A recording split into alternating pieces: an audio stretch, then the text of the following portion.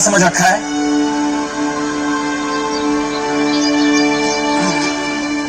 ज्ञानदेव, ये बर्तन अभी कच्चा है।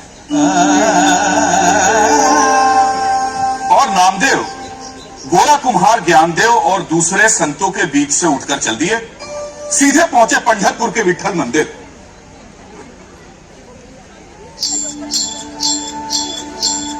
क्यों बैठा है गुस्से में? गोरा कुमार ने मेरा अपमान किया, वो भी ज्ञानदेव के कहने पर। इसमें अपमान की क्या बात थी? ज्ञानदेव ने भी तो अपना सिर आगे बढ़ा दिया था। तू भी अपना सिर आगे बढ़ा देता दूसरों की तरह। तो आप भी मेरा उपवास करवाना चाहते हैं? क्या शिकायत कर रहा है विठल से? विठल विठल विठल विठल। चल चंदन घिस। काका, आज मेरे साथ बहुत बड़े अन्याय हुए। और नामदेव ने अपने मन का सारा गुस्सा विठोबा के मंदिर के पुजारी के सामने डाल दिया। पगले, वहां बैठे किसी भी संत को आपत्ति नहीं हुई तो तुझे ऐसा करने की क्या जरूरत थी? हैं? ऐसा भी क्या अहंकार?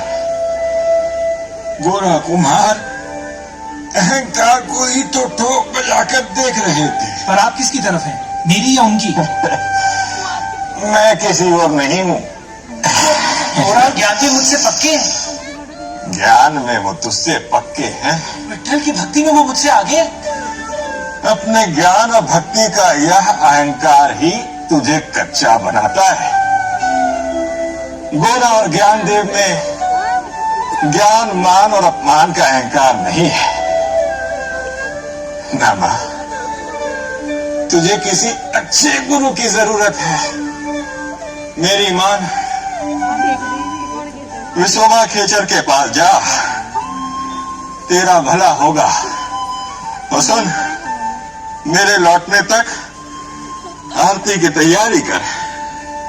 विठल विठल।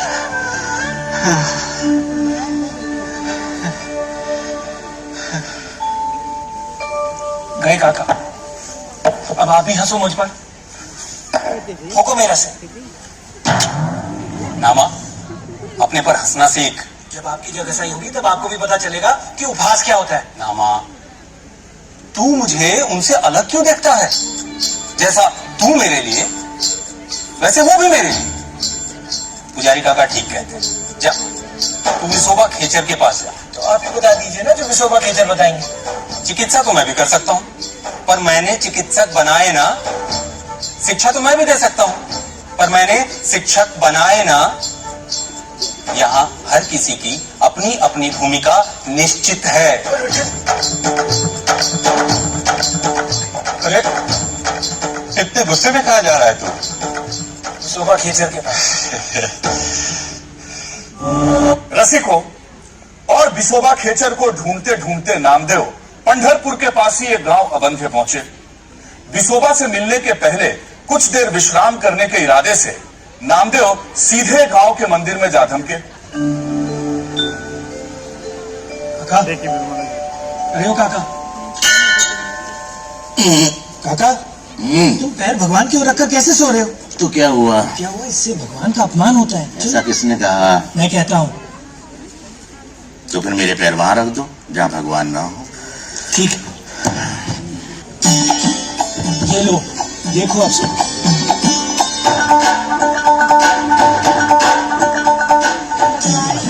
ठीक है, सो जाओ।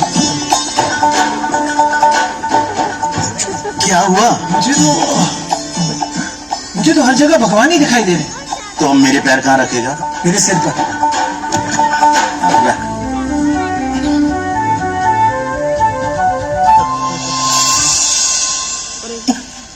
रहने दे, रहने दे, थक जाएगा।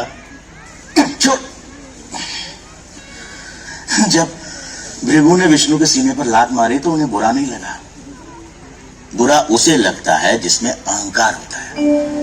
मैं और तू का अहंकार। जब यहाँ कोई दूसरा है ही नहीं तो अहंकार कैसा? कौन है तू? मैं। और यहाँ क्या ढूंढ रहा है? मैं नामदेव हूँ और यहाँ गांव में विशोबा खेचर को ढूंढने आया हूँ। नहीं विशोबा खेचर हूं। विशोबा, बोल क्या चाहिए? विशोबा मुझसे गलती हो गई, मुझसे गलती हो गई विशोबा।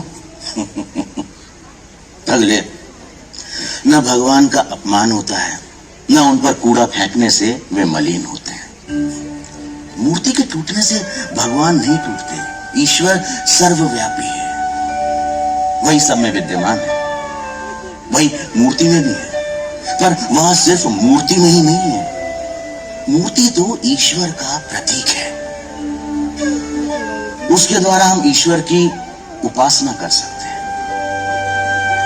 वह जो स्वयं को ईश्वर के साथ एक जान लेता है, वह मान अपमान से परे हो जाता है।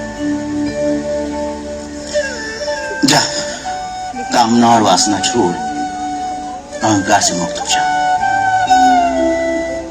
अरे अब तो मुझे सोने दे।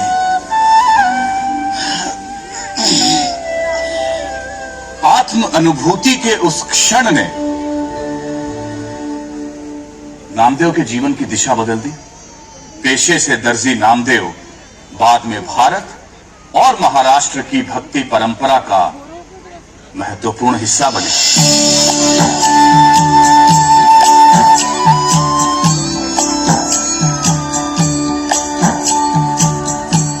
हरि नाम